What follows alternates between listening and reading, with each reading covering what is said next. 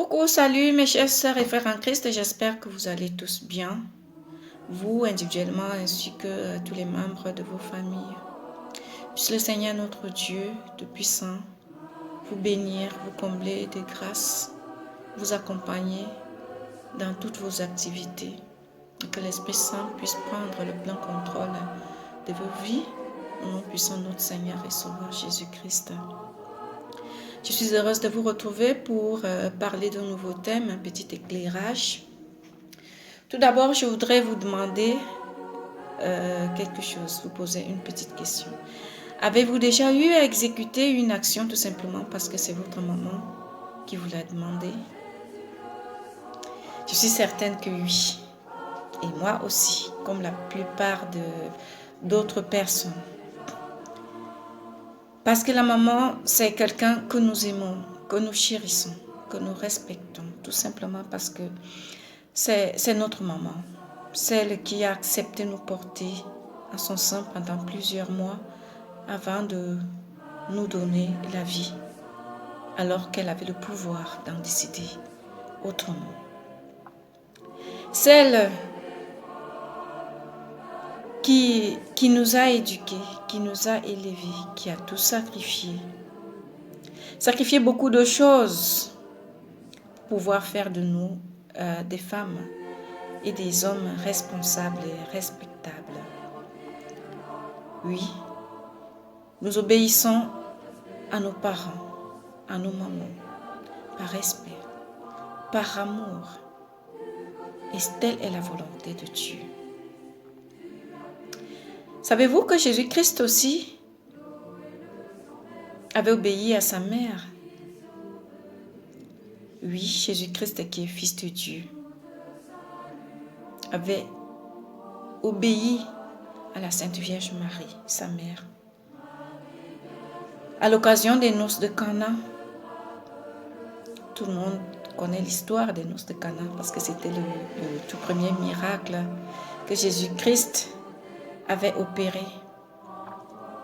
Je voudrais vous lire le texte du livre de Jean, chapitre 2, du verset 1 au verset 6. Or, le troisième jour, il y eut des noces à Cana, en Galilée. La mère de Jésus était là. Jésus fut aussi invité aux noces avec ses disciples. Comme le vin venait à manquer, la mère de Jésus lui dit, « Ils n'ont plus de vin. » Jésus lui répondit, « Que me veux-tu, femme?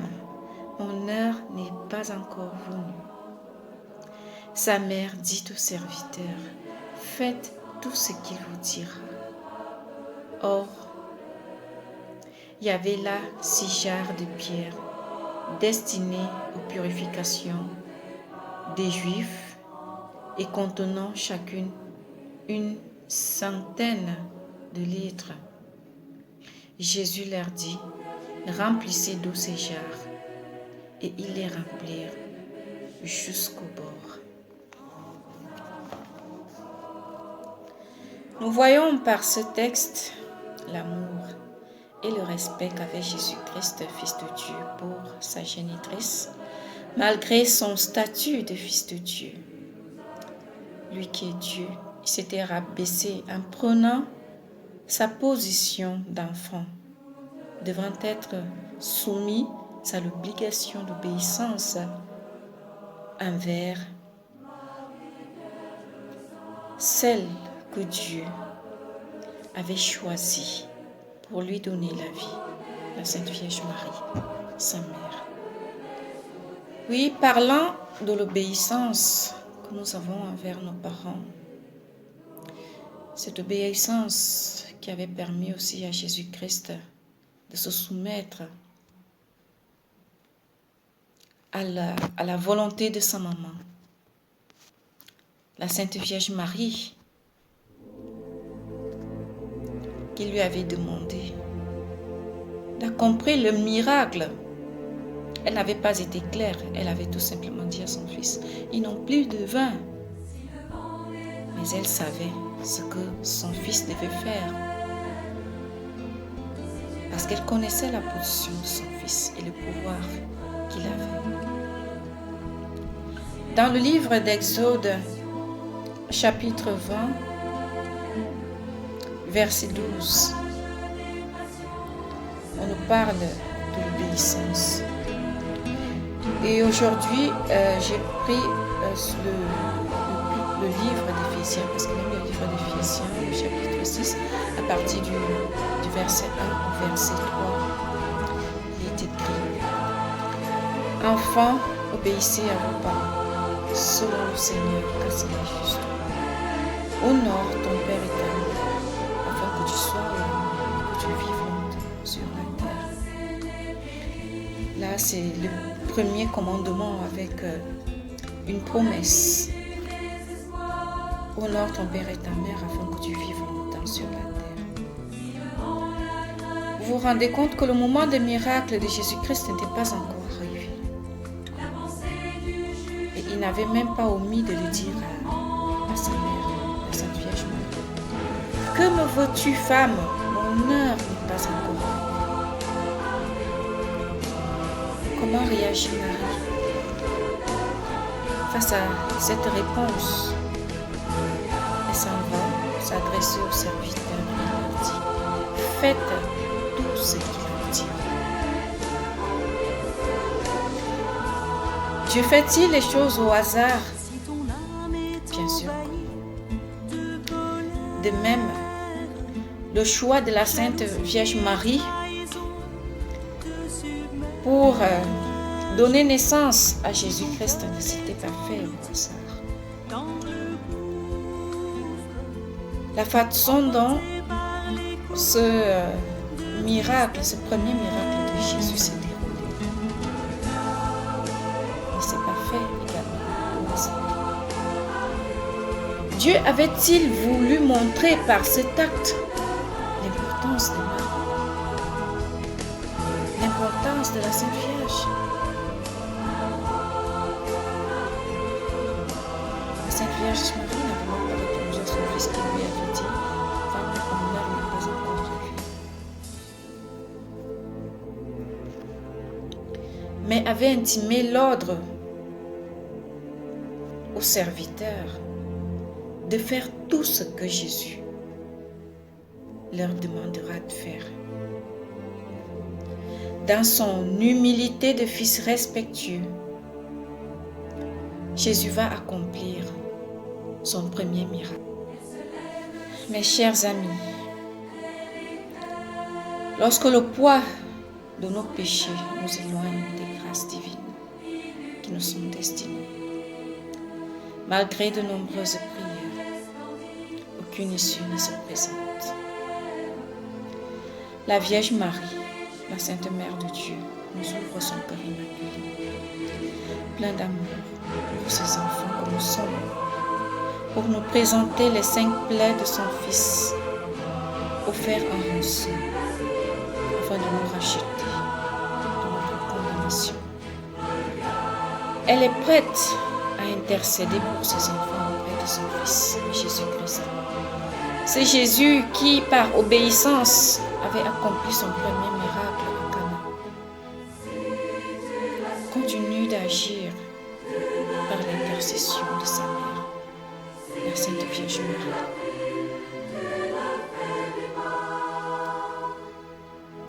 À la fin de sa vie, là nous avons parlé de son tout premier miracle.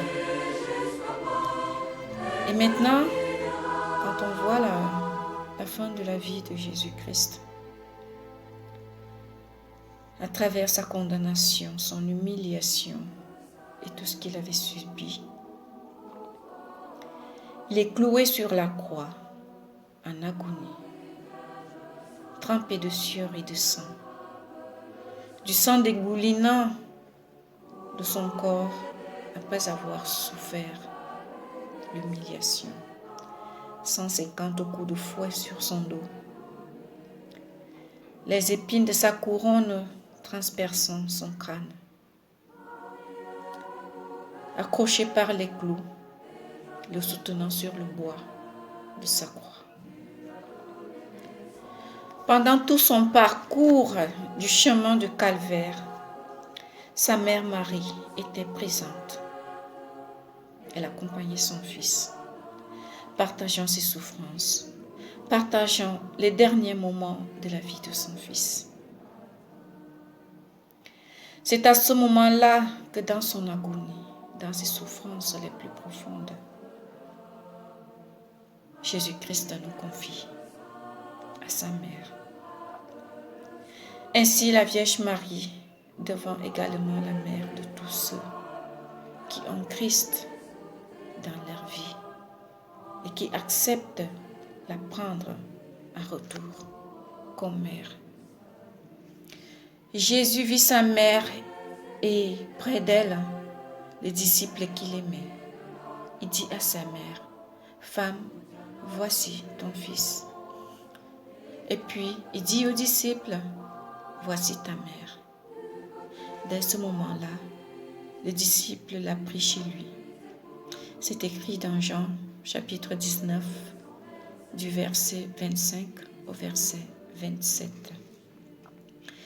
La Sainte Vierge Marie nous ouvre son amour, sa tendresse, sa douceur. Elle s'offre à tous ceux qui, comme les disciples bien-aimés de son Fils,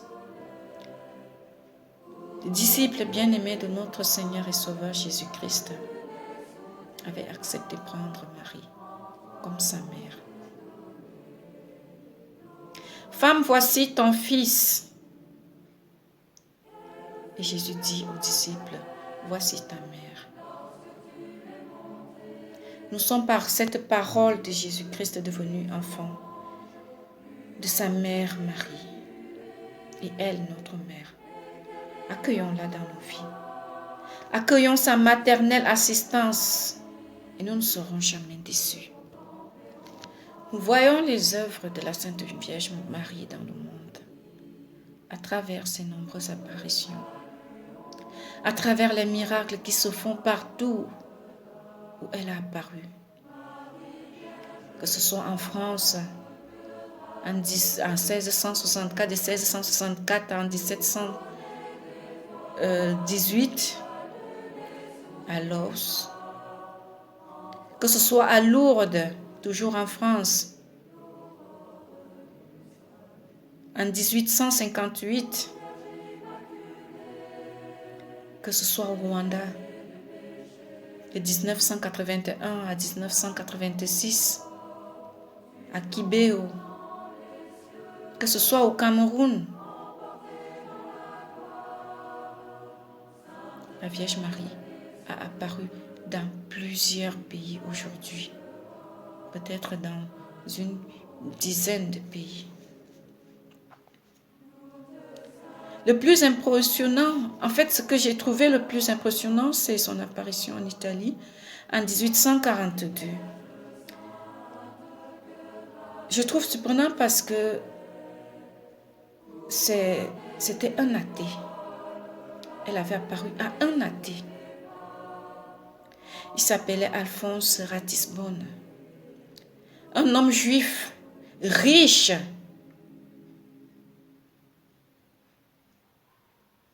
athée et railleur même des pratiques catholiques. En 1842, il se rend avec son ami à la basilique Saint-Andrea delle Frate. Soudain, il voit une figure d'une lumière éblouissante au-dessus de l'autel. Il reconnaît la Vierge Marie, telle qu'elle figure sur la médaille miraculeuse. Il la reconnaît. Et le plus impressionnant, quand on lui demande de la décrire, il dit tous les termes pour la décrire serait vain. Et il continue, il dit, elle ne m'a rien dit, mais j'ai tout compris. Et il a dit, cette apparition a bouleversé ma vie. Oui, mes chers sœurs et frères en Christ, La Vierge Marie peut bouleverser vos vies. Accueillez son amour. Elle s'offre à tous ceux qui lui ouvrent son cœur. Elle n'est jamais loin. Si elle a pu apparaître à ce tâté qui a changé sa vie, elle peut en faire de même dans chacune de vos vies. Elle a fait également dans ma vie. Certainement dans une autre vidéo, je parlerai de mon histoire.